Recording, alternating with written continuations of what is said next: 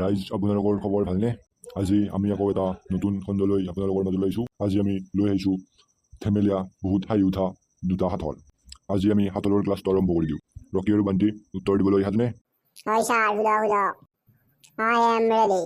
ঠিক আছে। প্ৰথম সাঁথৰ। দিনত ভৰি পৰে ল'ৰা ছোৱালী, ৰাতি নাথাকে কোনো প্ৰাণী। কোৱাচোন এইটোনো কি বস্তু? কোৱা।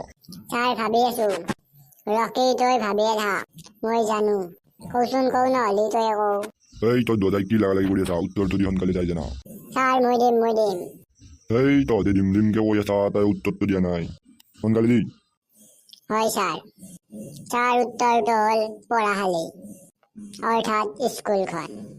হৈছে বুদ্ধি আছে কিন্তু। ছাৰ বান্তি নাম হয়, বান্তি। দে যি কি নহওক দে, আজি এটাই সোধা গেল। অহা ক্লাছত আমি নেক্সট সাঁথৰটো সুধিম। গতিকে খণ্ডলৈ ৰাইজ আপোনালোকে চেনেলটো ছাবস্ক্ৰাইব কৰি ল'ব। গতিকে আজিৰ খণ্ডটো ইয়াতে সমাপ্ত। শেষত ৰাইজলৈ এটা সাঁথৰ। ওৰে গাত কটা, ভিতৰত বহি মেল কৰে হাজাৰ লোকৰ বেটা।